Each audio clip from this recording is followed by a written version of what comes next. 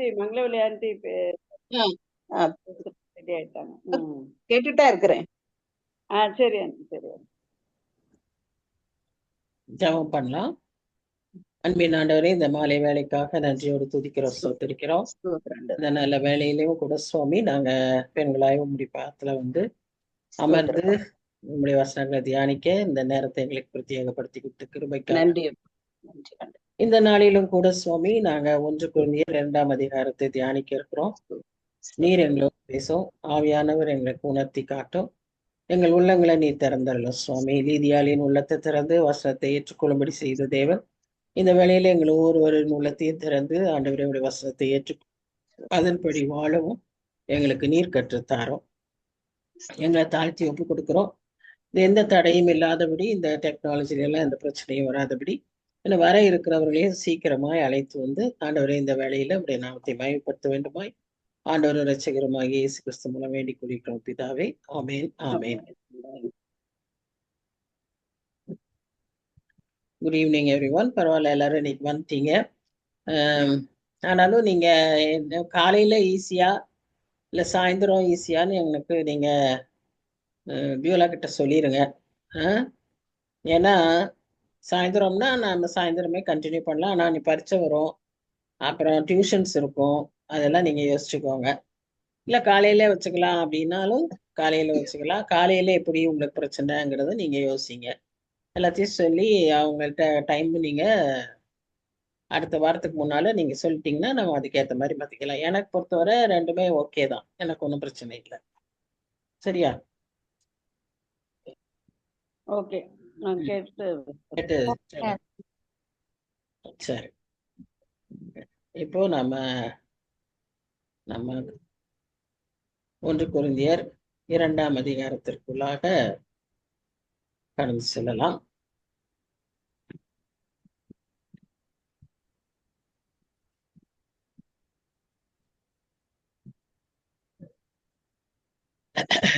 ஒன்று கொரிந்தியர் 2ஆம் அதிகாரம். இப்ப இதுல முதல் வசனத்துல இருந்து நம்ம பார்த்தோமானால் அதுல நாம என்ன முதல்ல பாக்குறோம்னு சொன்னா, பவுல் வந்து அந்த கொரிந்து சபையில இருக்கிறவங்கள்ட்ட பேசுறாரு. ஏன்னா முதல்ல அந்த அதிகாரத்திலேயே அவர் என்ன பற்றி பேசினாருன்னா, சிலுவையை பற்றி அதிகமா பேசினாரு.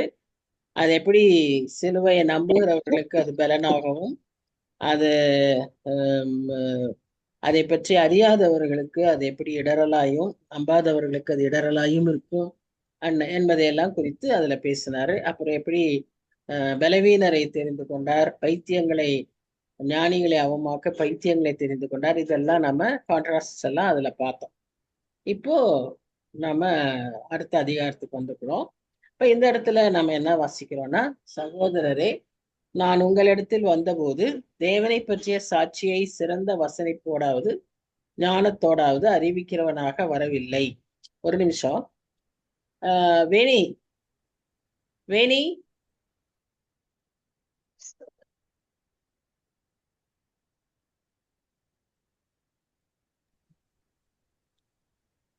சரி. அப்போ இங்க வந்து அவர் சொல்றாரு, நான் வந்து உங்கள்கிட்ட பேசும்போது தேவனை பற்றிய சாட்சியை பேசுறேன். முதலாவது இன்னைக்கு பேசுறவங்க எல்லாம் நிறைய வந்து தேவனை பற்றிய சாட்சி பேசுறாங்களா?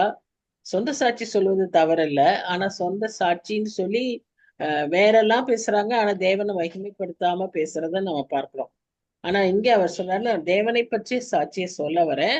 அதையும் நான் எப்படி வந்து சொல்லுறேன்னா, என்னுடைய சொல் திறமையினால நான் அதை பற்றி பேசுறது இல்ல. வசனிப்போடாவது ஞானத்தோடாவது அறிவிக்கிறவனாக வரவில்லை. இயேசு கிறிஸ்துவை சிலுவையில் அறையப்பட்ட அவரே அன்றி வேறொன்றையும் உங்களுக்குள்ளே அறியாதிருக்க தீர்மானித்திருந்தேன். இது வந்து ஒரு டீச்சருக்கு, ப்ரீச்சருக்கு, பாஸ்டருக்கு, இல்ல நம்ம மாதிரி சாதாரண மக்கள் ஒருத்தர் ஆண்டவருக்குள்ள பேசுறவங்களுக்கு இது வந்து ரொம்ப ரொம்ப அவசியம். இயேசு கிறிஸ்துவை பற்றியும் அவருடைய சிலுவையில் அவர் செய்த தியாகத்தை பற்றியும் அதன் மூலமாய் நாம் பெற்றுக்கொண்ட ரட்சிப்பை பற்றியும் தான் நாம பேசணும். அதை வச்சுட்டு வேற எதையாவது பேசுறவங்களா இருந்தோம்னா நம்ம ஒரு சரியான டாக்டரின்ல இல்லைங்கிறது தான் அர்த்தம். நிறைய பேர் இன்னைக்கு வந்து இயேசு கிறிஸ்து வந்து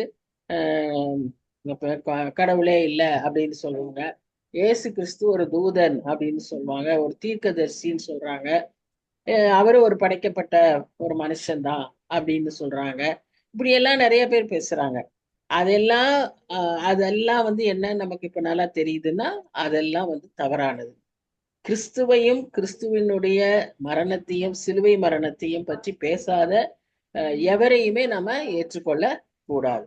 அவங்களை என்கரேஜ் பண்ணவே நம்ம கூடாதுங்கிறது தான் நமக்கு வேதம் சொல்லி கொடுக்கிற ஒரு சத்தியம். அதனால பவுல் இந்த கொரிந்து பட்டணத்துக்கு வரும்போது எப்படி வந்தார் அப்படிங்கிறத நம்ம அவருடைய அதனுடைய முழு தகவலையும் நம்ம அப்போஸ்தலர் 18ஆம் அதிகாரத்துல பார்க்கிறோம்.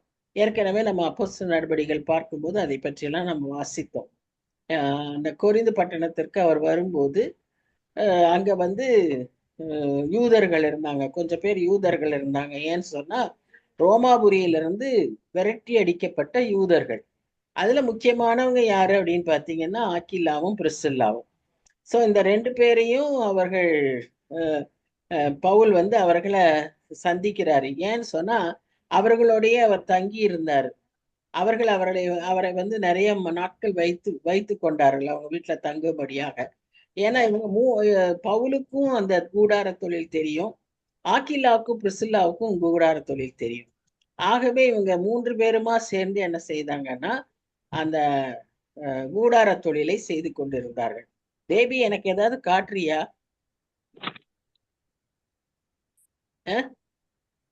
எனக்கு ஏதாவது காட்டுறியா?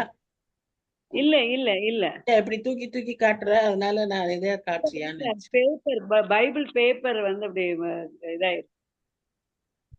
சரி, அப்போ தேடிட்டு இருந்தேன் அந்த வசனத்தை. சரி. அதனால அவர்கள் வந்து அங்க என்ன செய்யறாங்கன்னா கூடார தொழில் செய்து கொண்டிருந்தார்கள். அப்படி இருக்கும்போது அந்த பட்டணத்துல பவுலுக்கு நிறைய எதிர்ப்புகள் இருந்தது. பவுலுக்கு அங்க வந்து பயந்து இருந்தாரு. அவர் ஒரு ஸ்டேஜ்ல அவர் வந்து நீ பேச மாட்டேன், நான் வீட்டுக்கு திரும்பியே போயிடுறேன், வேற பட்டணங்களுக்கு போயிடுறேங்கிற ஒரு சூழ்நிலையில அவர் இருந்தாரு. ஆனா அந்த சமயத்துலதான் கர்த்தர் அவருக்கு பிரத்யட்சமாக ஒரு தரிசனம் தந்து அதிலே அவர் வந்து நீ இரு, நான் இங்க எனக்கும் சில ஜனங்கள் இங்க உண்டு அப்படிங்கிறத அவர் சொன்னதாக நாம பாக்குறோம்.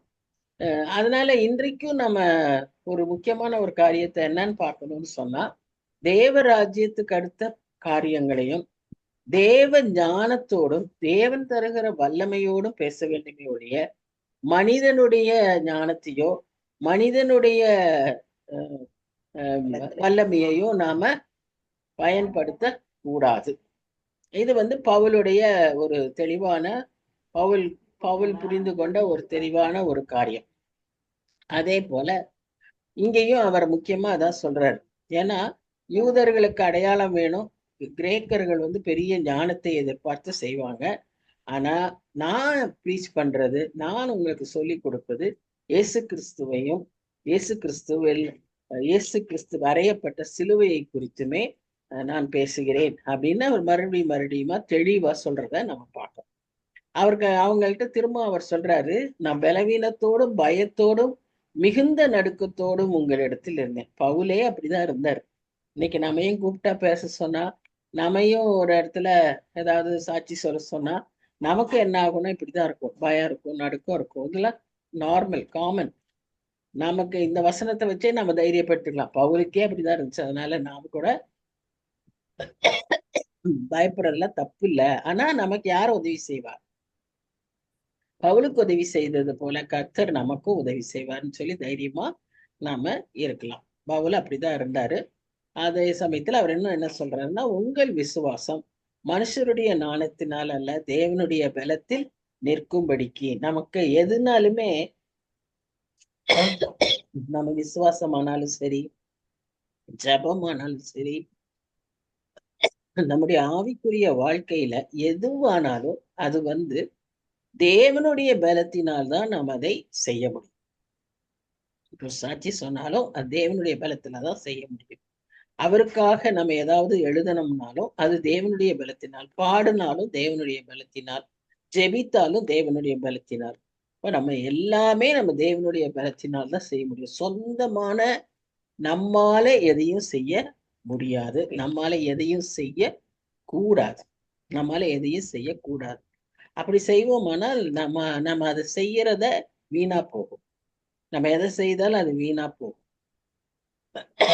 பவுல் அதனாலதான் அது ரொம்ப தெளிவா, நான் அப்படி எதையும் நான் செய்வதில்லை, நான் தேவ பலத்தோடு தான் செய்கிறேன் என்கிறத விளக்கி விளக்கி திரும்ப சொல்றாரு. ஏன்னா அந்த கொரிந்தியர்களுக்கு அப்படி ஒரு வீக்னஸ் இருந்தது. அவங்க தங்களை பற்றி பெரிதாய் நினைத்து கொண்டிருந்தார்கள். அவர்கள் தங்களை ஒரு ஸ்டேட்டஸ்ல வச்சுக்கிட்டாங்க. ஏன்னா ரொம்ப செல்வந்தர்கள், நாகரீகம் உள்ளவர்கள், படித்தவர்கள். அதனால அவங்க என்ன நினைச்சாங்கன்னா, அவங்களுக்கு எல்லாம் தெரியும், அவங்க பெரிய ஆட்கள் அப்படின்னு அவங்க நினைச்சிருந்தாங்க. அதனாலதான் பவுல் திரும்ப திரும்ப சொல்றாரு, தேவ பலத்தினாலன்றி நம்மளால எதுவுமே செய்ய முடியாது. யோவான் சுவிசேஷத்துல இயேசு கிறிஸ்துவே சொல்றாரு, என்னை அன்றி உங்களால் ஒன்றும் செய்ய முடியாது. இதை எப்பொழுதுமே நாம் ஞாபகத்தில் வைத்துக் கொள்ள வேண்டும். நாம சுயமா எதையுமே செய்ய முயற்சிக்க கூடாது. ஏன்னா நம்ம செய்தோம்னா அது நம்முடைய ஞானம் மிக குறைவு. அதனால அதுல வீண் நஷ்டங்களும், அதை செய்ததையே நம்ம திரும்ப செய்ய வேண்டியதான ஒரு காரியமாகவும் மாறிவிடும். அதனால அவர் பேசாமையே இருப்பாரா? அவர் நான் பயந்துட்டு நடுக்கத்துல இருக்கேன், என்னால முடியாது, தேவ பலத்தினால்தான் என்னால செய்ய முடியும் அப்படின்னு சொல்லி சாக்கு சொல்லி அவர் பிரசங்கிக்காம அந்த பட்டணத்துல இருக்கல. அவர் பிரசங்கிக்கிறார். அவருடைய பிரசங்கம் எப்படிப்பட்ட பிரசங்கமா இருந்ததுன்னு சொல்லி அப்போஸ்தலர் நடபடிகள் 26ஆம் அதிகாரத்துல நம்ம வாசிக்கிறோம். அந்த அகிரிப்பா ராஜா முன்னால அவர் பேசினார், அவருடைய சாட்சியை சொன்னார். அவர் எப்படின்னு அவர் சாட்சியை சொல்லி அப்புறம் இயேசு கிறிஸ்துவை பற்றி அவர் சொன்னும் போது, அகிரிப்பா ராஜா எல்லாத்தையும் கேட்டுட்டு என்ன சொன்னார்னா, நீ என்ன இப்படி பேசுகிறாய், கொஞ்சம் குறைய என்னையும் கிறிஸ்தவன் ஆக்கி விடுவாய் போல இருக்கிறதேன்னு சொன்னார். அவ்வளவு தூரத்துக்கு அவருடைய பர்சுவேசிவ் பிரீச்சிங், ஒருவரை ஊக்கப்படுத்துகிற விதமான ஒரு பேச்சு, அவ்வளவு அருமையா அவர் பேசுகிற மனுஷன் தான் பவுல். அதனால அவர் இங்க கொரிந்து பட்டணத்துல அவர் எதுவும் பேசாமலாம் இல்லை. ஆனா அவ்வளவு திறமை வாய்ந்த தன்னுடைய திறமையை அவர் ஒருபோதும் சார்ந்து கொள்ளாதபடிக்கு அவர் கிறிஸ்துவினுடைய தேவ பலத்தினாலும் ஆவியானவருடைய உதவியாலும் அவர் அதை செய்தார் என்று சொல்லி நாம அந்த இடத்துல பார்க்கிறோம். சோ நம்ம ஆவிக்குரிய விஷயத்துல எதை செய்யணும்னாலும் தேவ வல்லமையோடு தான் நாம செய்யணுங்கிறத ஞாபகப்படுத்துறார். அடுத்தது அவர் என்ன சொல்றாருன்னா, அதே தான் திரும்ப 5ஆம் வசனத்திலையும் பாருங்க, அதே தான் ரிப்பீட் பண்றாரு. என் பேச்சும் என் பிரசங்கமும் மனுஷ ஞானத்துக்குரிய நயவசனம் உள்ளதா இராமல். இன்னைக்கு சில பேர்லாம் இந்த மீட்டிங்ஸ்ல எல்லாம் பேசுறவங்க எல்லாம் கேட்டீங்கன்னா ரொம்ப அப்படியே அருமையா இருக்கும். கவிதையாட்டம், அடுத்தது அடுக்கு மொழிகள்ல அப்படியே பேசுறத அப்படியே கவனிக்கலாம் போல இருக்கும். ஆனா அப்படியெல்லாம் பவுல் பேசல. பவுல் எனக்கு அப்படியெல்லாம் பேச தெரியாது அப்படிங்கிறாரு.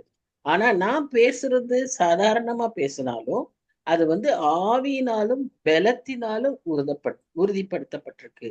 ஆவியின் போது பரிசுத்த ஆவியினாலும், பலத்தினாலும் போது தேவ பலத்தினாலும் அது உறுதிப்படுத்தப்பட்டிருக்கு. மற்றபடி என்னுடைய ஞானமோ, என்னுடைய கல்வியோ, என்னுடைய திறமையோ, நயவசனிப்போ அதுல இல்லை. ஆனா நிறைய இன்னைக்கு இருக்கிறவங்க எப்படின்னா, அந்த ஒரு பேச்சிலேயே உணர்ச்சியை தூண்டுகிற விதமாய் பேசுவார்கள், அழுவார்கள், இல்லைன்னா சிரிக்க வைப்பார்கள், அல்லது அது ஒரு மாதிரி என்ன சொல்றது, அதை கேட்கறதே ஒரு என்டர்டெயின்மெண்ட் மாதிரி இருக்கும். அந்த மாதிரி எல்லாம் சிறப்பா பேசுறவங்க நிறைய பேர் உண்டு, உலகத்துல நிறைய பேர் உண்டு, நல்ல திறமைசாலிகள் உண்டு. ஆனா பவுல் சொல்றது அப்படிப்பட்ட திறமையெல்லாம் ஆண்டவரை பற்றி பேசுறதுக்கு அவசியம். ஆண்டவரை பற்றி பேசுறதுக்கு அவருக்கு தெரியாது. அவர் சொல்றாரு, எனக்கு அதெல்லாம் இல்லை, நான் சாதாரணமா தான் ஆண்டவருடைய ஞானத்துல தேவ பலத்தினாலே ஆவியினாலே உறுதிப்பட்டு நான் பேசுறேன்றத அவர் சொல்றாரு. நாமும் இதே ஸ்டெப் தான் ஃபாலோ பண்ணணும். நாமும் நம்முடைய சில பேர் என் காலேஜ்ல ப்ரேயர் சாங் இருக்கும், அதை பாட சொல்லும்போது அப்படியே ஒரு மாதிரி இந்த பாட்டை அப்படியே சாதாரணமா பாடிட மாட்டாங்க. அப்படியே ஒரு பெரிய சிங்கர் பாடின மாதிரி அணுக்கள், அந்த இதெல்லாம் தப்பே கிடையாது, அப்படிதான் பாடலாம். ஆனா அது ரொம்ப ஆர்டிபிஷியலா இருக்கும். ஒரு உணர்ந்து பாடாம ஆர்டிபிஷியலா பாடுற பாட்டா அது இருக்கும். அதுல நமக்கு ஆண்டவர் கேட்கறது இது வந்து நல்லா இருக்கும், எல்லாருக்கும் நல்லா இருந்தது, நல்லா பிடிக்கும். ஆனா அதுன்னு நம்முடைய பர்பஸ் கிடையாது. நம்ம பாடும்போது ஆண்டவரை நம்ம மகிமைப்படுத்துறோமா, ஆண்டவர் மகிமைப்படுறாரா, மக்களுக்கு ஆண்டவருடைய அந்த இப்ப ஒரு பாட்டு இருக்கு, உம் உம்மை நம்பி வந்தேன், இல்லைன்னா என்னது என் உயிரான இயேசு அப்படின்லாம் இருக்கு இல்லையா. அப்போ அந்த பாட்டை பாடும்போது அது உண்மையா நாம அதை ஃபீல் பண்ற மாதிரி இருக்கணும். அது இல்லாம அந்த ரசனையோடு பாடுகிற பாடல்கள், இப்போ இன்னைக்கெல்லாம் வந்து நிறைய மேளதாள வாத்தியங்கள், ஈவன் டான்சஸ் எல்லாமே இருக்கு, லைட்ஸ் இப்படி எப்படின்னு லைட்ஸ் வருது. இதெல்லாம் எங்க வருது? மற்ற ப்ரோக்ராம்ஸ்ல பாக்குறோம். அதையே நம்ம இங்க சபைகள்ல இன்னைக்கு பார்க்கக்கூடிய ஒரு நிலைமை, அதாவது ஒரு வித்தியாசமே இல்லாம இருக்குது. அது வந்து பவுல் அப்படியெல்லாம் இருக்கணும்னு அவர் சொல்லவே இல்லை. அதுக்காக தான் அவர் திரும்ப திரும்ப சொல்றாரு. ஏன்னா கொரிந்து சபையில அந்த ஒரு பலவீனம் இருந்தது, அதனாலதான் அவர் சொல்றாரு. ஏன்னா அவங்க நல்ல பணக்காரங்க, வசதி உள்ளவர்கள், ஞானம் பெற்றவர்கள். ஆகவேதான் ஞானத்தை பத்தியும் இந்த மாதிரி உலக காரியங்களை பற்றியும் திரும்ப திரும்ப அவர் பேசிக்கிட்டே இருக்காரு. ஒருவேளை இன்னைக்கு அது நமக்கும் சூட்டபிளா இருக்கு. இன்னைக்கு இருக்கிற காலகட்டத்துல இருக்கிறவங்க இது மாதிரி தான் இன்னைக்கு இருக்காங்க. அதனால அவர் வந்து சொல்றது நமக்கும் பொருந்துகிறது. வேதத்துல இருக்கிற வசனங்கள் எல்லாம் எல்லா காலத்துக்கும் பொருந்தும். அது எல்லா காலத்தோட ஒத்து போகும். இன்னைக்கு நம்ம நாட்களுக்கும் அது ஒத்து போகுது. அதான் அங்க இருக்கிற ஒரு பெரிய ஸ்பெஷாலிட்டி. அப்படி இருந்தும் தேறினவர்களுக்குள்ளே ஞானத்தை பேசுகிறோம், இப்பிரபஞ்சத்தின் ஞானத்தை அல்ல, அழிந்து போகிறவர்களாகிய இப்பிரபஞ்சத்தின் பிரபுக்களுடைய ஞானத்தையும் அல்ல. திரும்ப சொல்றாரு பார்த்தீங்களா, பிரபஞ்சத்தை உலக ஞானம் இல்ல, அதோடு கூட பிரபுக்கள், பணக்காரர்கள், அவர்களுடைய ஞானமும் அல்ல. ஏன்னா அவங்க திங்கிங்கே வேற. எப்படி பணம் சேர்த்துக்கிட்டே இருக்கலாம், எப்படி பெருசாக்கிட்டே இருக்கலாம், அதுதான் அவங்களுடைய எண்ணங்களா இருக்கும். உலக தோற்றத்திற்கு முன்னே தேவன் நம்முடைய மகிமைக்காக ஏற்படுத்தினதும் மறைக்கப்பட்டதுமாயிருந்த ரகசியமான தேவ ஞானத்தையே பேசுகிறோம். ஆண்டவருடைய அநேக காரியங்கள் எல்லாருக்கும் வெளிப்படுத்தப்பட்டவையாய் இருக்காது. அதை தேடுகிறவர்களுக்கு, முன்குறிக்கப்பட்டவர்களுக்கு, அதை விரும்புகிறவர்களுக்கு, ஏற்றுக்கொள்கிறவர்களுக்கு, விசுவாசிக்கிறவர்களுக்கு அது வெளிப்படுத்தப்படும். எல்லாருக்கும் அது வெளிப்படுத்தப்படாது, அது ரகசியமா தான் இருக்கும். இப்போ ஒரு ரகசியம், உலக தோற்றத்துக்கு முன்பாகவே நம்மை அவர் தெரிந்து கொண்டார். இது ஒரு ரகசியம். இது உலகத்துல இருக்கிறவங்களுக்கு தெரியாது, நமக்கு தெரியும். உலகமே தோன்றதுக்கு முன்னால நம்மளை தெரிஞ்சு கொண்டார். ஒவ்வொருத்தரையும் தனித்தனியா தெரிஞ்சு கொண்டார். பாருங்க எவ்வளவு பெரிய ரகசியம் அது. அது நமக்கு எப்போ விளங்கும்? நம்ம இன்னும் இன்னும் அவரோடு கூட நெருங்கி அவருடைய வேதத்தை அறிந்து வாசித்து அவருடைய அன்பை புரிந்து கொள்ளும் போதுதான் அது மாதிரி. இப்படி நிறைய சின்ன சின்ன விஷயங்களை ஆண்டவர் நமக்கு மறைவா தான் வச்சிருக்காரு, ரகசியமா தான் வச்சிருக்காரு. நாம் அதை அறிந்து கொள்ள வேண்டும். இதற்கு நமக்கு தேவ ஞானம் வேணும். அதைத்தான் அவர் விளக்கி சொல்றார். அதை இப்பிரபஞ்சத்து பிரபுக்களில் ஒருவனும் அறியவில்லை. பாருங்க எவ்வளவு பெரிய ஆண்டவர் அப்படிங்கிறது அவருக்கு தெரியாம, அந்த பிரபுக்களுக்கு தெரியாததுனாலதான், அறிந்தார்களானால் மகிமையின் கர்த்தரை அவர்கள் சிலுவையில் அறைய மாட்டார்களே. தெளிவா சொல்றாரு பார்த்தீங்களா? சோ மெச்சூர், இந்த இடத்துல அவர் ஞானம் அப்படின்னு சொல்றது, அதுக்கெல்லாம் இன்னொரு இங்கிலீஷ் அழகான வார்த்தை சொல்றாரு. என்னன்னா மெச்சூரிட்டி, கிறிஸ்டியன் மெச்சூரிட்டி. நம்ம வந்து நிறைய பேர் கிறிஸ்தவர்களா இருப்பாங்க, இயேசு கிறிஸ்துவை அறிந்தவர்களா இருப்பாங்க, வேதத்தை வாசிக்கிறவர்களா இருப்பாங்க, ஜெபிக்கிறவர்களா இருப்பாங்க. ஆனா ஆவிக்குரிய ஒரு முதிர்ச்சி இல்லாதவர்களாய் இருப்பார்கள். நமக்கு அந்த ஆவிக்குரிய முதிர்ச்சி வேணும் அப்படின்னு சொன்னா நாம என்ன செய்யணும்? இந்த விதமாய் ஆண்டவருக்குள்ளாக நாம் வளர முயற்சிக்கணும். இப்போ எபேசியர் 4ஆம் அதிகாரம் 13ஆம் வசனம் யாராவது எடுத்து வாசிங்க. எபேசியர் 4:13.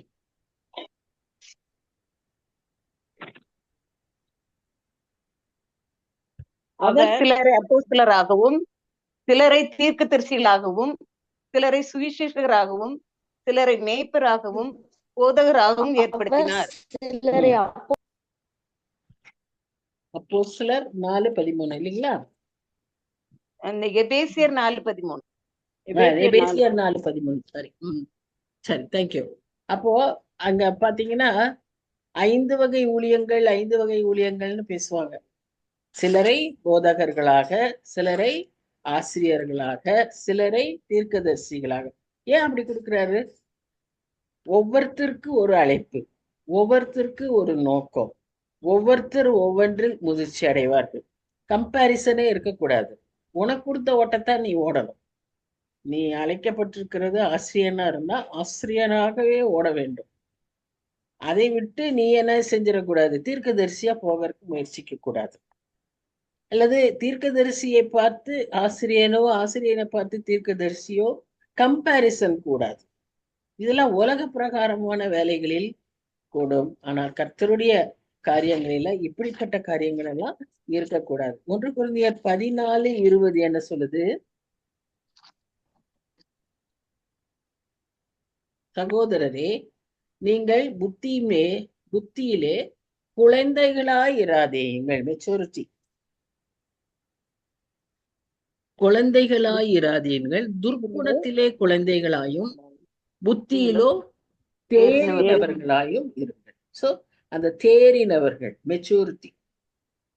இன்னைக்கு அதை நான் விளக்க வேண்டிய அவசியம் இல்லை, நமக்கே தெரியுது இல்லையா? நாம தேறினவர்களாய் இருக்க வேண்டும். குழந்தைய போல இருக்கக்கூடாது. குழந்தை சில சமயம் இன்னசென்ட்டா இருக்கும், சில சமயம் இக்னோரண்டா இருக்கும்.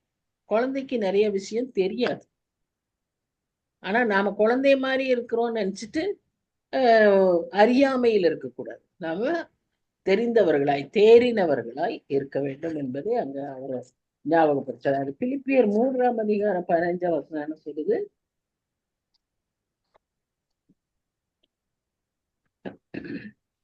ஆகையால் நம்மில் தேறினவர்கள் யாவரும் இந்த சிந்தையா இருக்க கடவோம். எந்த காரியத்திலாவது நீங்கள் வேறே சிந்தையா இருந்தால் அதையும் தேவன் உங்களுக்கு வெளிப்படுத்துவார். நம்ம தேறினவர்களா இருந்தா இந்த சிந்தையில இருக்கணுங்கிறாரு. எந்த சிந்தை? முந்தின வசனத்துல பாத்தீங்கன்னா, தேவன் அழைத்த பரம அழைப்பின் பந்தய பொருளுக்காக லக்கை நோக்கி தொடருகிறேன். இந்த லக்கை நோக்கி ஓடுகிற அந்த ஓட்டம் இருக்க வேண்டும். அதுக்கு முந்தின வருஷம் 12ஆம் வசனத்தை நீங்க பாத்தீங்கன்னா, நான் அடைந்தாயிற்று, முற்றும் தெரிந்தவன் ஆனேன் என்று எண்ணாமல் கிறிஸ்து இயேசுவினால் நான் எதற்காக பிடிக்கப்பட்டேனோ அதை நான் பிடித்து கொள்ளும்படி ஆசையாய் தொடருகிறேன். ஒன்று செய்கிறேன், பின்னானவைகளை மறந்து முன்னானவைகளை நாடி லக்கை நோக்கி ஓடுகிறேன். பாருங்க எவ்வளவு தெளிவா அந்த இடத்துல அவர் பேசுறாருன்னு.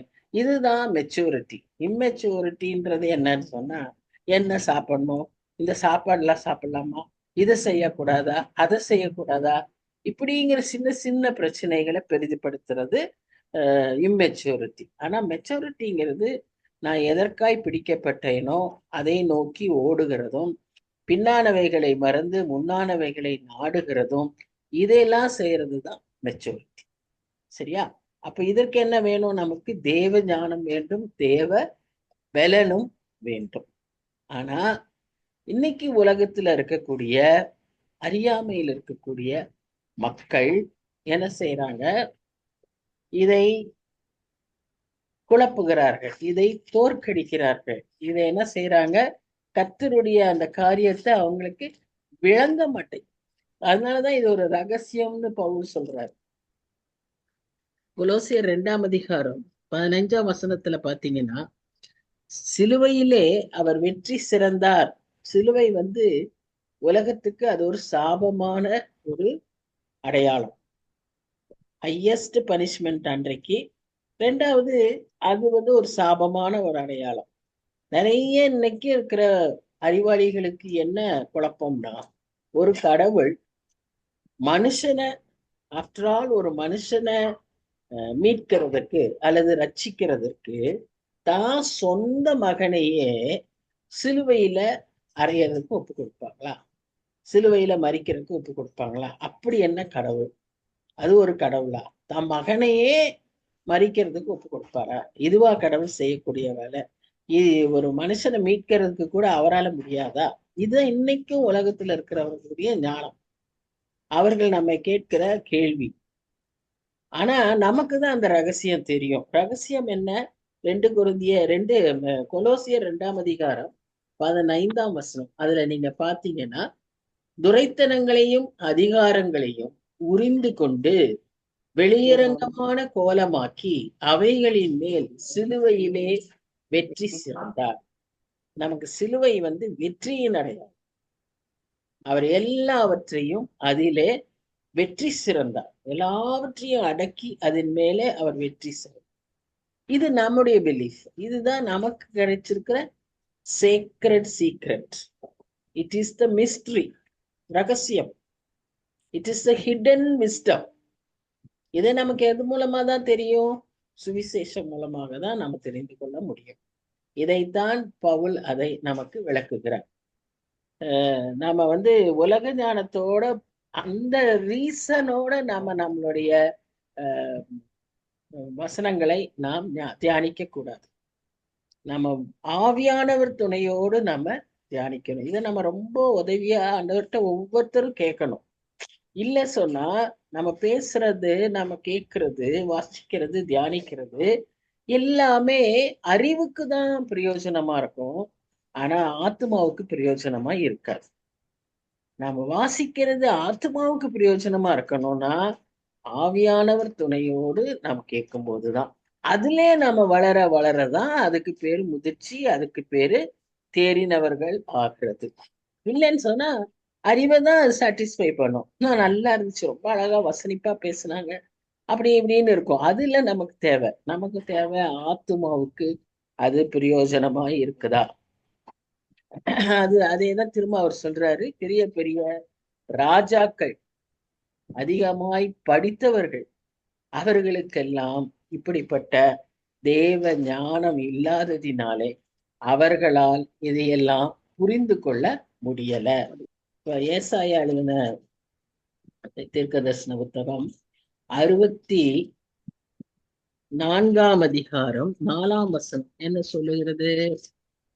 தேவனே, உமக்கு காத்திருக்கிறவர்களுக்கு நீர் செய்பவைகளை நீரே அல்லாமல் உலக தோற்றம் முதற்கொண்டு ஒருவரும் கேட்டதும் இல்லை, செவியால் உணர்ந்ததும் இல்லை, அவைகளை கண்டதும் இல்லை.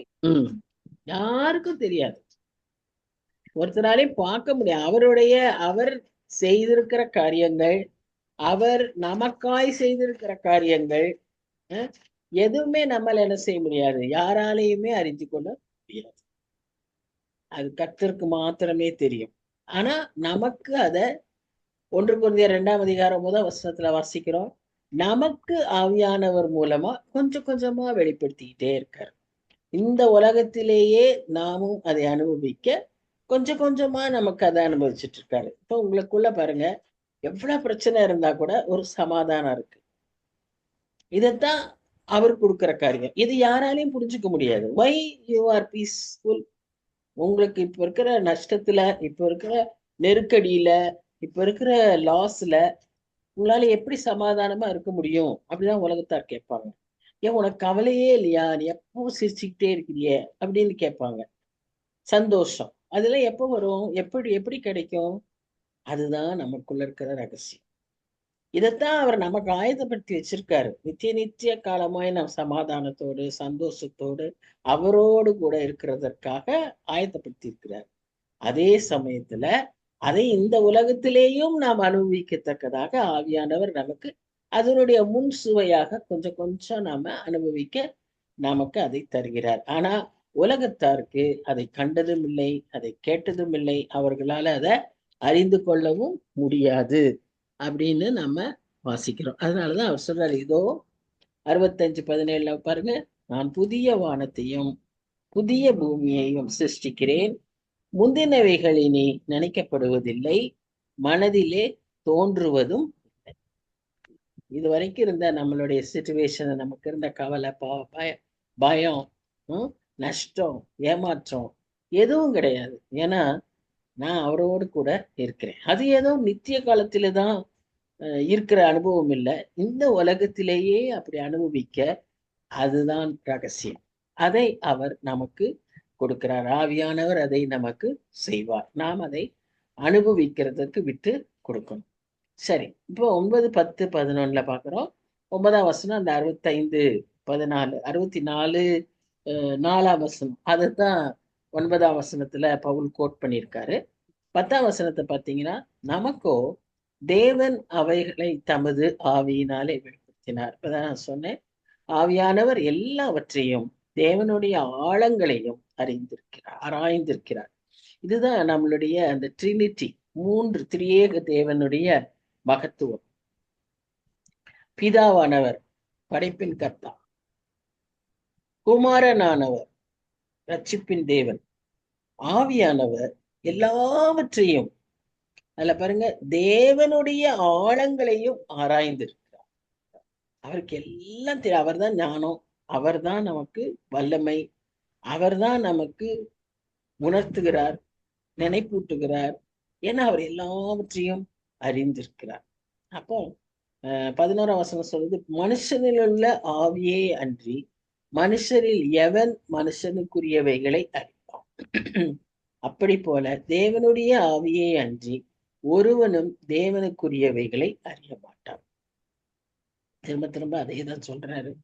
உலகத்தில் இருக்கிற அந்த ஸ்பிரிட்ல நம்மால என்ன செய்ய முடியாது. நம்மளுடைய ரீசன், லாஜிக், மைண்டு, நாலேஜ் இதுல எல்லாம் வச்சு நம்மால என்ன செஞ்சிட முடியாது, தேவனுடைய ரகசியங்களை புரிந்து கொள்ள முடியாது.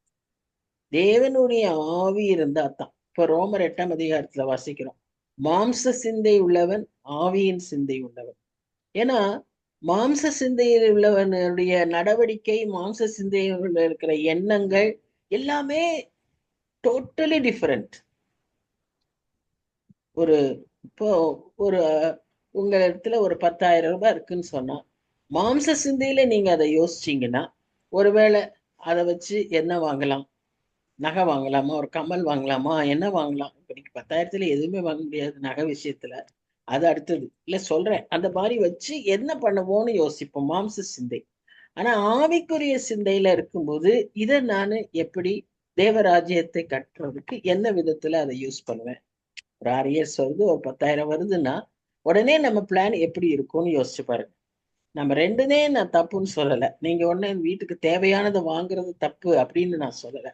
ப்ரையாரிட்டி முதல்ல ஆண்டவருக்குரியதை கொடுத்துட்டு அப்புறம் நமக்குரியதை நாம செய்யணும். ஆனா மாம்ச சிந்தையில இருக்கிறவன் இதை மாத்திரமே சிந்திப்பான், ஆவிக்குரியதை சிந்திக்கவே மாட்டான். இதுதான் நமக்கு ஒரு சின்ன வித்தியாசம். சோ ஆவிக்குரியவைகளை சிந்திக்கிறவர்கள் அதை அவருடைய ஆவியினால் அன்றி வேற எதனாலையும் அவனால செய்ய முடியாது அப்படிங்கிறத திரும்ப திரும்ப நமக்கு சொல்றாரு. சோ இப்போ அவர் ஒரு கமெண்டேட்டர் சொல்றாரு, உங்க வீட்டுல இருக்கிற பூனை நாயெல்லாம் வளர்த்துறீங்கல்ல, அந்த நாய் பூனையெல்லாம் என்ன யோசிக்குதுன்னு நீங்க புரிஞ்சுக்க முடியும். இப்போ உங்க கூட வீட்டுக்கு வந்திருக்கிறவங்களுக்கு அது புரிஞ்சுக்காது. எதற்காக நாய் வாலாட்டுது, எதற்காக அப்படியே உங்ககிட்ட நிக்குது. இப்ப பூனை பார்த்தீங்கன்னா அப்படியே உரசும், எதுக்காக அப்படி செய்யுது அப்படின்னு உங்களுக்கு தெரியும் இல்லையா. ஆனா அந்த நாய்க்கு, அந்த அந்த வந்திருக்கிற ஃப்ரெண்டுக்கு தெரியாது. அது போல நமக்கு ஆண்டவர் நமக்கு எல்லாவற்றையும் ஆவியானவர் மூலமாக அவர் சொல்லி கொடுக்கிறார். இந்த ஆவியானவருடைய வழிநடத்துதல்ல பழகாதவர்களுக்கு அதை பற்றி ஒன்றுமே தெரியாது. சர்ச்சிலேயே இருப்பாங்க, கூடவே வர்ஷிப் பண்ணுவாங்க, எல்லாத்துலயும் நம்மோடயே இருப்பாங்க. ஆனா 2 பேருடைய லெவலும் வித்தியாசமா இருக்கும். ஒருத்தருக்கு ஸ்பிரிச்சுவலாவே திங்க் பண்ண முடியும், இன்னொருத்தர் இப்படி எல்லாத்துலயும் இருந்தாலும் உலக பிரகாரமாகவே திங்க் பண்ண முடியும். ஆனா இது எது முக்கியமானது, எது நம்முடைய ஆத்மாவுக்கு பிரயோஜனமானது என்பதை நாம யோசித்து கொள்ள வேண்டும். இப்ப 12ஆம் வசனத்துல என்ன சொல்றாருன்னா, நாங்களும் உலகத்தின் ஆவியை பெறாமல் தேவனால் எங்களுக்கு அருளப்பட்டவைகளை அறியும்படிக்கு தேவனிலிருந்து புறப்படுகிற ஆவியையே பெற்றோம்.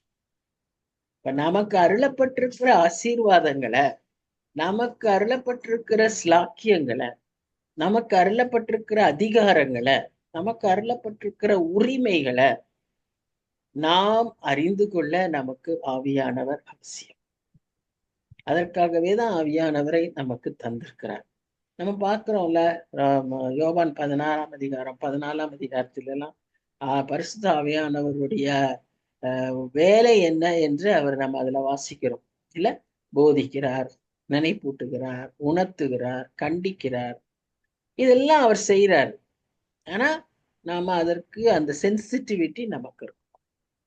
அந்த ஆவியானவர் நமக்கோட பேசிட்டு இருக்காரு, நமக்கு உணர்த்துகிறாருங்கிற அந்த ஒரு உணர்வு நமக்கு இருந்தா தான் நம்மாலே அதை புரிந்து கொள்ள முடியும். சோ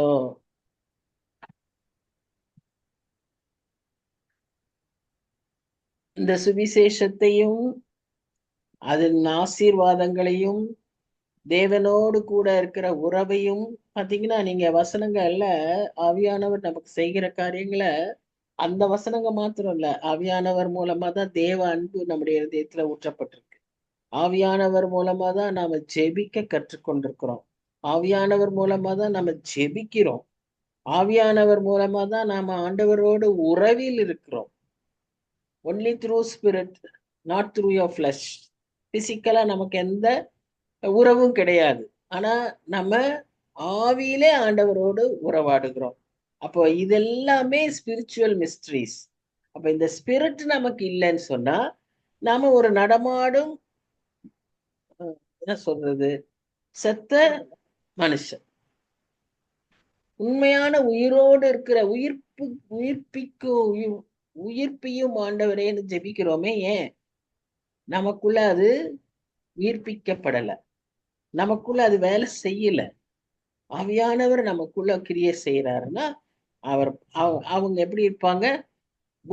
உயிருள்ள ஒரு கிறிஸ்தவர்களாய், ஆண்டவரோடு இருக்கிற அந்த நெருங்கின உறவில் இருக்கிறவர்களாய், மனித ஞானம் இல்லாது தேவ ஞானம் நிறைந்தவர்களாய் இருப்பார்கள். கிருபையின் வார்த்தைகள் அவர்களிடத்துல இருக்கும், சாரமேற்ற வார்த்தைகள் இருக்கும். இதெல்லாம் அடையாளங்கள். அவர்களுடைய கனிகளினாலே அவர்களை அறிவீர்கள் என்று சொல்லி பார்க்கிறோம். ஆவியின் கனி அவங்க வாழ்க்கையில நிறைவாய் இருக்கும். சோ இந்த இடத்துல அவர் சொல்றாரு, ஆவியோடு கூட ஆவிக்குரியவைகளை சம்பந்தப்படுத்தி பார்க்கிறது. இப்ப நம்ம எதை வாசிச்சாலும் அதை ஆவிக்குரியவைகளோடு சம்பந்தப்படுத்தி பார்க்கணும். உலகத்தில் நடக்கிற காரியங்களையும் ஆவிக்குரியதோடு சம்பந்தப்படுத்தி பார்க்க பழகணும். அப்பதான் அது ஒரு நமக்கு ஜப குறிப்பாவே மாறும். அப்பதான் நாம அதற்காக ஜெபிக்க முடியும். அப்பதான் அதனுடைய உண்மையான பின்னால இருக்கிற ஆழங்களை புரிந்து கொள்ள முடியும். இப்ப பாருங்க, நமக்கு மோசையுடைய பெற்றோரை பார்க்கிறோம். எபிரேயர் 11 வாசிக்கிறோம்.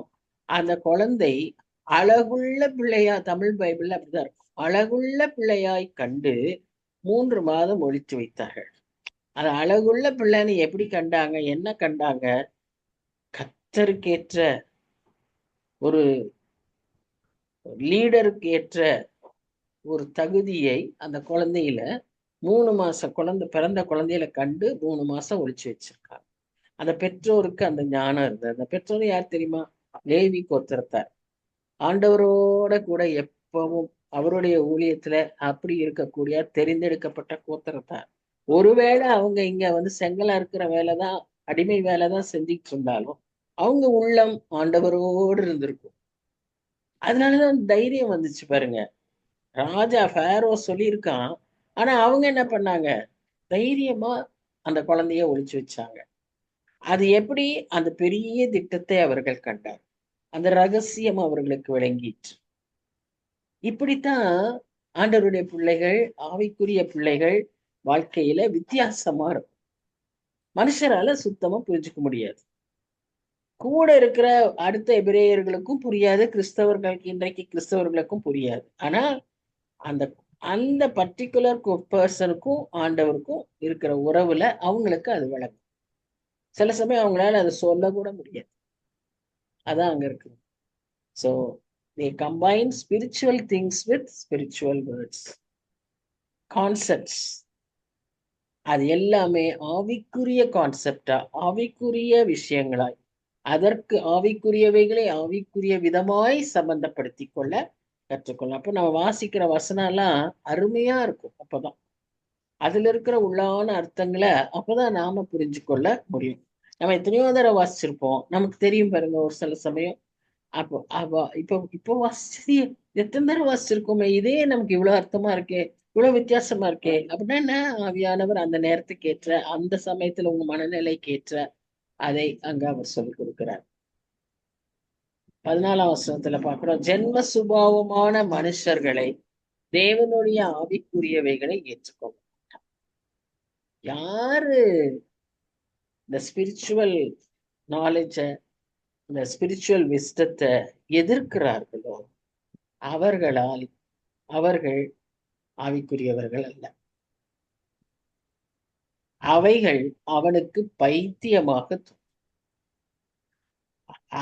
அவைகள் ஆவிக்கேற்ற பிரகாரமாய் ஆராய்ந்து நிதானிக்கப்படுகிறவைகள் ஆனதால் அவைகளை அறியவும் மாட்டான். ஏன்னா இது ஆவியானவருடைய வழி நடத்துதல்ல செய்யப்பட்ட காரியங்கள், ஆவியானவர் அதை ஆராய்ந்து சொல்லி கொடுக்கிற காரியங்கள். இதை மாம்ச மனுஷனுக்கு புரியவே. சபைகளில் இன்னைக்கு குழப்பம், சபையில இன்னைக்கு போராட்டம், பிரச்சனைகள், எதிர்ப்புகள், அவர்களுடைய தவறான லீடர்ஷிப், இதெல்லாம் காரணம் என்னன்னா ஆவிக்குரிய விதத்துல ஆவிக்குரியவைகளை சிந்திக்கிறது. ஜென்ம சுபாவத்துல நம்ம சிந்திப்போம் போட்டி, ஜென்ம சுபாவத்துல நமக்கு எதிர்ப்பு, அதற்கான ரியாக்ஷன், இதெல்லாம் கிறிஸ்தவ குடும்பங்கள்லயும் இருக்கு, கிறிஸ்தவ சபையிலயும் இருக்கு, கிறிஸ்தவர்கள் வேலை பார்க்கிற இடங்களில் இருக்கு. கிறிஸ்தவர்கள் எங்கிலும் மற்றவர்களை காட்டிலும் வித்தியாசமா இருக்கிறதே இல்லை. அதுதான் வருத்தம். கொரிந்தியரும் அப்படிதான் இருந்தாங்க. அதனாலதான் பவுல் அதை திரும்ப சொல்றாரு. அதே மாதிரி 15ஆம் வசனத்துல அதையேதான் திரும்ப சொல்றாரு. ஆவிக்குரியவன் எல்லாவற்றையும் ஆராய்ந்து நிதானிக்கிறான், ஆனாலும் அவன் மற்றொருவனாலும் ஆராய்ந்து நிதானிக்கப்படான். இது இன்னொரு குவாலிஃபிகேஷன். இப்ப தானியேல் எடுத்துக்காங்க. தானியேலுக்கு ஆவிக்குரிய நிதானிப்பு நிறைய இருந்தது. அவருக்கு சொப்பனங்களையே என்ன சொப்பனம்னு சொல்லக்கூடிய அளவுக்கு தேவனுடைய ஆவியானவருடைய கிருபை அவரிடத்தில் இருந்தது. ஆனா அவரை யாருமே என்ன செய்திட முடியாது, குறை சொல்லிவிட முடியாது. ஏன்னா அவருடைய வேலைகளில் அவ்வளவு சரியா இருந்திருக்காரு. இதுதான் நாம எடுத்துக்கொள்ள வேண்டிய நல்ல ஒரு எக்ஸாம்பிள். அவர் உலக பிரகாரமான வேலை செஞ்சாரு. அவர் கவர்னரா இருந்தார். இன்னைக்கு நம்ம கவர்னருக்கு என்ன பாடு. அவரும் அன்னைக்கு கவர்னரா இருந்தாரு. 3 ராஜாக்களுக்கு கீழே கவர்னரா இருந்தார். இன்னைக்கு நம்ம 3 சிஎம் கிட்ட அவர் கவர்னரா இருந்திருக்கிறார். ஆனா ஒருத்தர்கிட்டயும் அவர் கெட்ட பேர் வாங்கினதில்லை. ஒருத்தரும் இவர் வேலை சரியில்லை, இவர் மேல கம்ப்ளைண்ட் அவர்களும் சொல்லல, கூட வேலை பார்க்கிற யாராலையும் சொல்ல முடியல. அவங்க கீழே இருந்தவங்களாலும் சரி, அவங்க கூடயே வேலை பார்த்த ஆபீஸ் பீப்புளா இருந்தாலும் சரி, யாராலையும் அவர் மேல குறை சொல்ல முடியல. ஆனா இன்னைக்கு பாருங்க எத்தனை குறைகள் சொல்றாங்க. அன்னைக்கு அவர் அப்படிப்பட்டவரா இருந்தார். ஒருவராலும் ஆராய்ந்து நிதானிக்கப்படாது.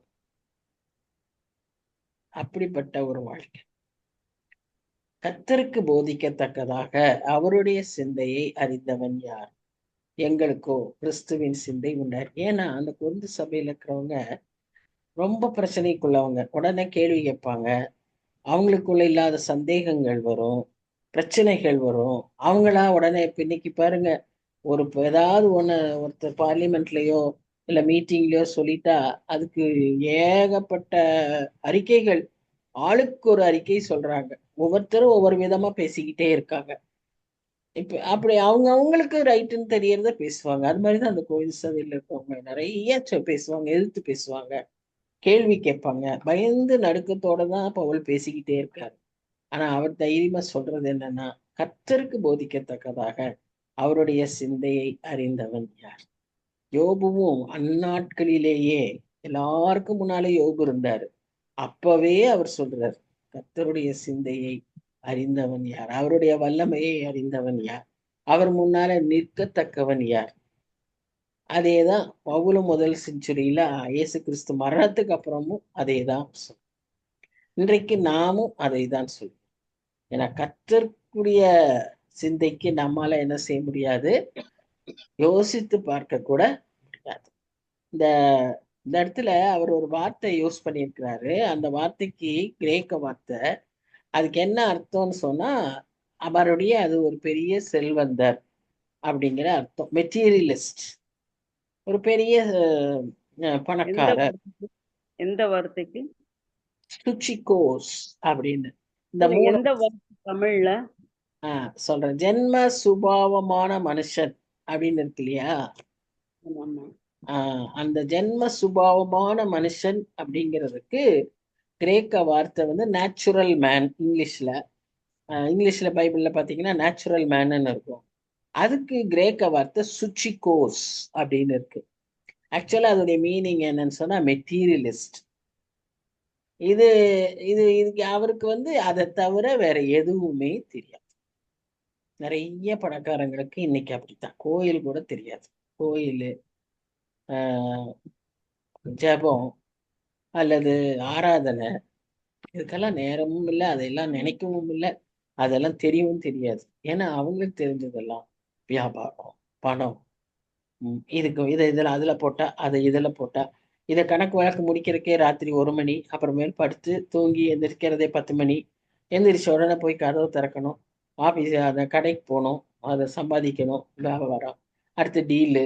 இதே தான் அவங்களுடைய திங்கிங். அது ஆல்மோஸ்ட் லைக் அனிமல்ஸ். அதுக்கு சாப்பிடணும், தூங்கணும். அனிமல்ஸ்க்கு என்ன வேற எதுவுமே இல்லை. நல்லா நேரத்துக்கு சாப்பாடு கொடுத்துட்டா நல்லா சாப்பிடும், நல்லா தூங்கும், வேற எதுவுமே செய்யாது. அதுதான். ஸோ இவன் இந்த மனுஷனுடைய இப்படிப்பட்ட மனுஷனும் இத மாதிரி தான் இருக்கிறான். Natural man. ஒரு ஒரு ஆவிக்குரிய ஒரு எந்த விதத்துல அவனுக்கு சம்பந்தம் இல்லாத ஒரு மனிதன்.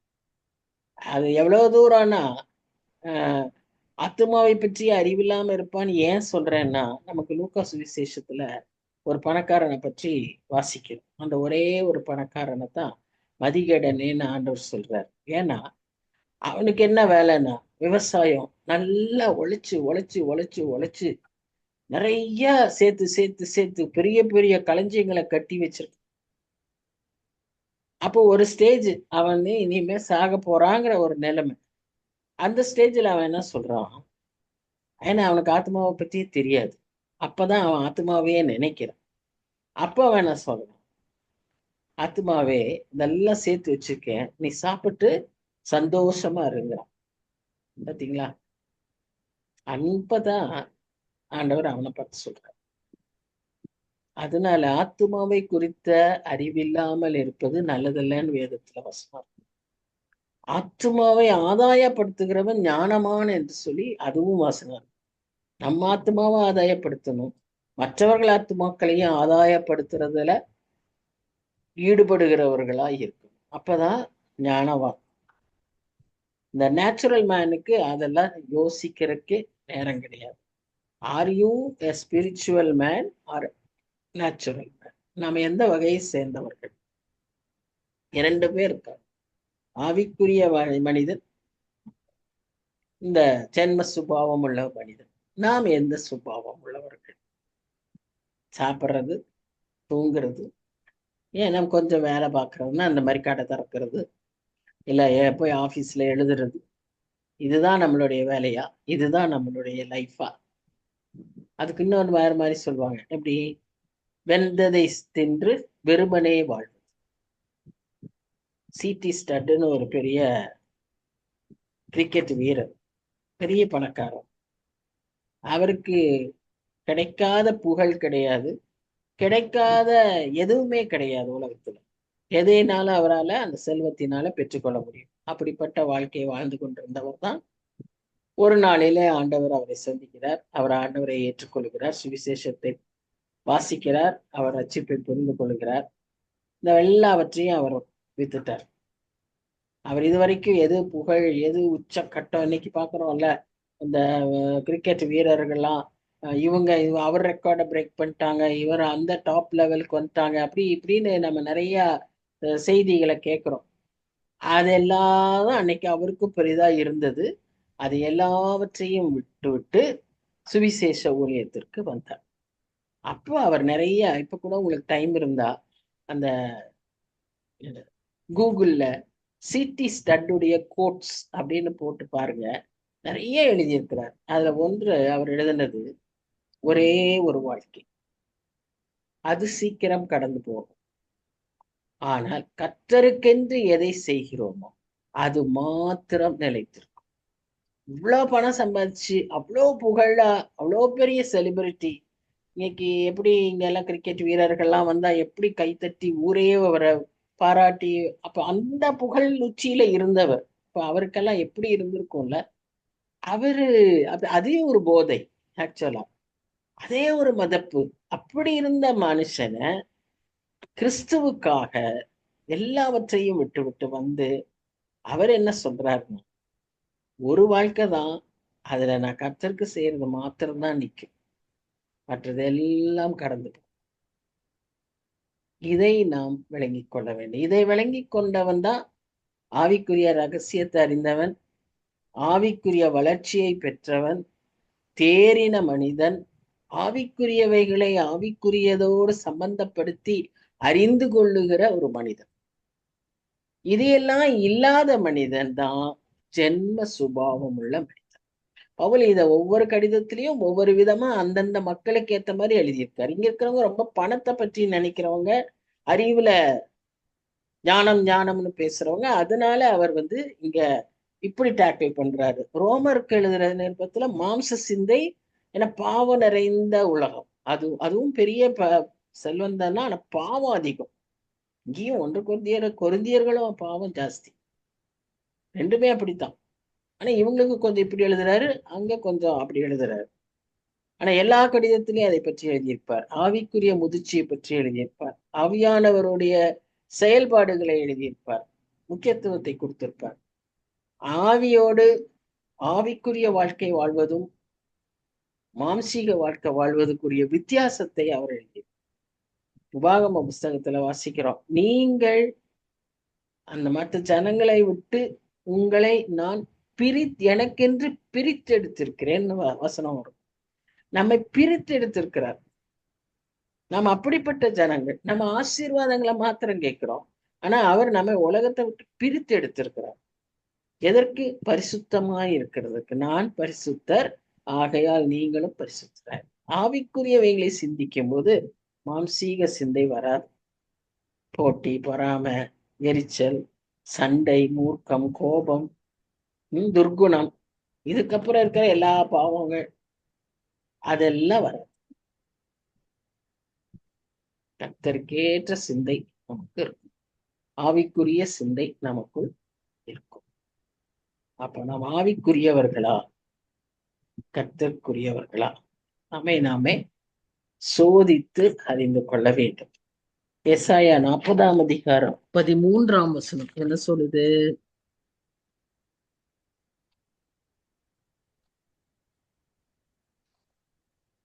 கர்த்தருடைய ஆவியை அளவிட்டு அவருக்கு ஆலோசனைக்காரனா இருந்து அவருக்கு போதிக்கத்தக்கவன் யார்?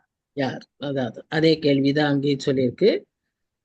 ஆனா அதுக்கு அடுத்தது பாருங்க, தமக்கு அறிவை உணர்த்தவும், தம்மை நியாய வழியிலே உபதேசிக்கவும், தமக்கு ஞானத்தை கற்றுக் கொடுக்கவும், தமக்கு விவேகத்தின் வழியை அறிவிக்கவும் அவர் யாரோடே ஆலோசனை பண்ணினார்.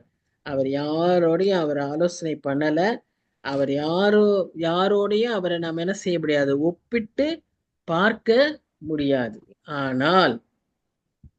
ஆனால் கர்த்தர் நமக்கு அதை அறிவிக்கிறார், நமக்கு அதை சொல்லி தருகிறார்.